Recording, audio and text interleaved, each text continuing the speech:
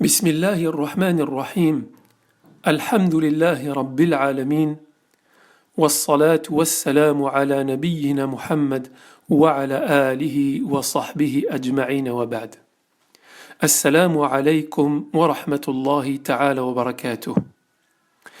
Avant l'arrivée d'Internet et des réseaux sociaux, les gens de science de la communauté musulmane étaient connus dans le monde entier. Pas d'Internet, pas de YouTube, pas d'Instagram, pas de Facebook, pas de réseaux sociaux, pas de stars.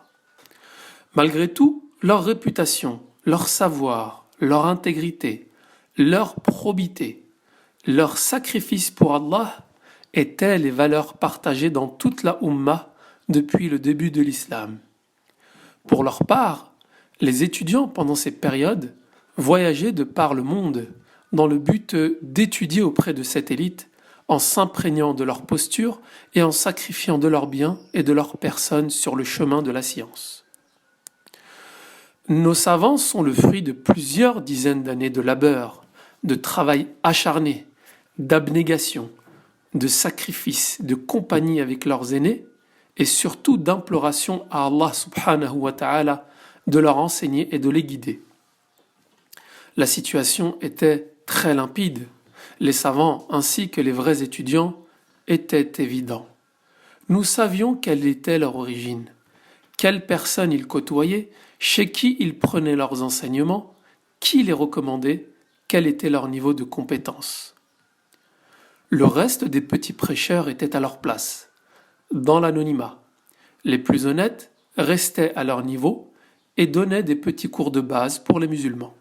En cas de problème, munis de numéros de téléphone, ils contactaient les savants pour les questionner.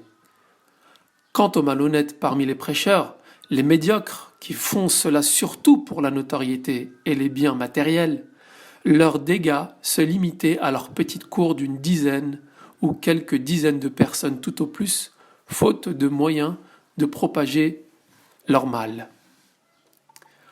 En France, avec l'avènement d'Internet et des réseaux sociaux, ces petits prêcheurs ont trouvé le moyen d'assouvir leur soif d'argent et de notoriété sur le dos de l'islam.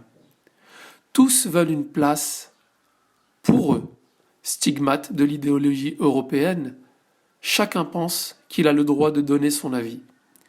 Pour ces non-arabophones, la route était trop longue vers l'héritage du messager d'Allah, sallallahu alayhi wa sallam, c'est-à-dire apprendre l'arabe pendant plusieurs années, puis étudier d'autres années encore chez des cheikhes ou dans des établissements. Trop de sacrifices à faire avant de passer sous les projecteurs. N'ayant pas la volonté ou la capacité de devenir des savants, ou même des étudiants, ils ont pris des raccourcis grossiers. Leur petite notoriété gagnée dans les mosquées leur a fait perdre la tête. Alors ils ont appris quelques rudiments d'arabe pour impressionner les francophones et ils ont travaillé la forme en oubliant le fond. Ils se sont créés une réputation à coups de matériel de production coûtant parfois des milliers d'euros, prenant bien soin des apparences, allant même jusqu'à utiliser des techniques de manipulation et de communication. Certains, par le simple fait de devenir imam dans une mosquée, c'est-à-dire de mener la prière, se sont sentis pousser une légitimité, celle de donner des cours à des centaines de milliers de personnes à différents niveaux. Ils ont concentré leurs efforts sur la production cinématographique. Ils ont habillé leur ignorance du vêtement de la science. Le diable leur a fait oublier que Allah l'Omniscient ne regarde pas cette apparence. Le vêtement influent sur la personnalité, ces pharmaciens de l'islam, n'ayant pas enfilé la bonne blouse, ont commencé à se prendre pour des chirurgiens. Ils se mirent du jour au lendemain à dispenser leurs propres cours de jurisprudence, exégèse du Coran, explication de la sunna, la sira, le dogme, la science du hadith. Presque tout y passe, même ce qui les dépasse. Certains iront même jusqu'à faire des fatwas. Comment ces nourrissons des sciences islamiques sont-ils devenus par miracle des mouftis, des exégètes, des professeurs, et ceci en l'espace de quelques mois?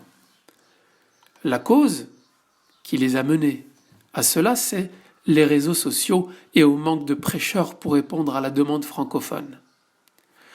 Alors les musulmans, ayant soif d'apprendre leur religion, ont fait confiance à ces personnes. Et tout doucement, insidieusement, est apparu l'appât du gain. Ces bac-10 de l'islam, ne voulant pas terminer manutentionnaire dans un dépôt, technicien avec un salaire modeste ou alors esclave bien payé dans une société, ils ont trouvé une mine d'or. Cette mine d'or qu'ils exploiteront de manière intensive à travers la naïveté de bon nombre de personnes de la communauté musulmane francophone. Ils ont commencé à se remplir les poches.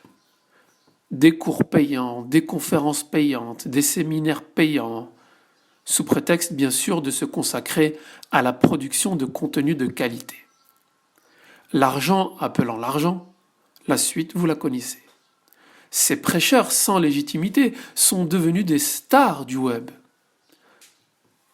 Et certains ont commencé à mettre en place une plateforme,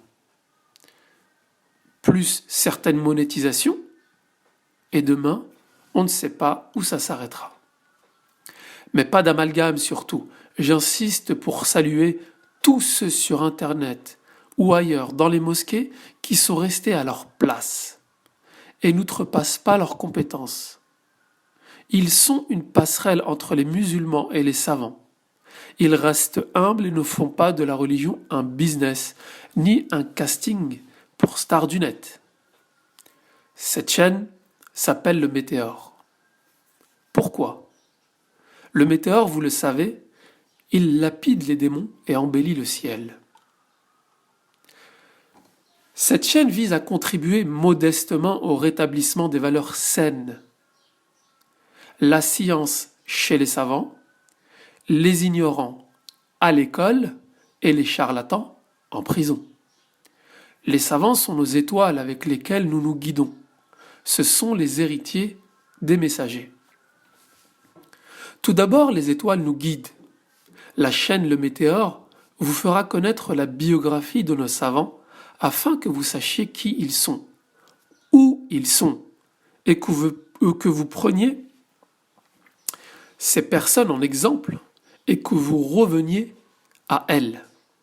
De même, le Météore lapidera l'un des plus effroyables imposteurs de la da'wa francophone, brûlant son déguisement de sage et pulvérisant l'illusion d'une personne de science pour le laisser sous son vrai jour, un va-nu-pied de l'islam. Mon but n'étant pas de poursuivre tous les charlatans du web, un seul suffira d'exemple pour vous prouver qu'il faut faire très attention de qui vous prenez votre religion. Aussi, les étoiles embellissant le ciel, vous aurez accès à des audios de savants traduits, Inch'Allah. Bien sûr, l'objectif n'étant pas la quantité et la course aux vues, cela prendra le temps qu'il faudra, Inch'Allah. Le seul but est que ce travail soit une cause de la guider par la grâce d'Allah le Tout-Puissant, ainsi qu'un réveil pour la communauté musulmane. Et comme le prophète sallallahu alayhi wa sallam nous l'a appris dans un hadith unanimement reconnu authentique, que si Allah guide par ta cause une seule personne, c'est meilleur pour toi que de posséder des chamelles rousses. Sachant qu'à l'époque, les chamelles rousses étaient extrêmement précieuses et d'une très très grande valeur. Sur cette chaîne, vous ne trouverez que des ressources avec les références. De ce fait, mon identité n'a aucune importance puisqu'il vous suffira tout simplement d'aller regarder là où je les ai prises et de faire confirmer éventuellement certaines traductions par des professeurs d'arabe. Tout ce travail est dédié à vous reconnecter avec les savants de la Ummah et de vous libérer de l'emprise des petits. La communauté francophone a besoin de renouer avec ses savants, de réinvestir les mosquées en masse, de laisser tomber cette pratique exclusivement virtuelle de l'islam sur les réseaux sociaux, qui d'ailleurs gangrène la communauté et engraisse les imposteurs. سبحانك اللهم وبحمدك أشهد أن لا إله إلا أنت أستغفرك وأتوب إليك اللهم صل وسلم على نبينا محمد وعلى آله وصحبه أجمعين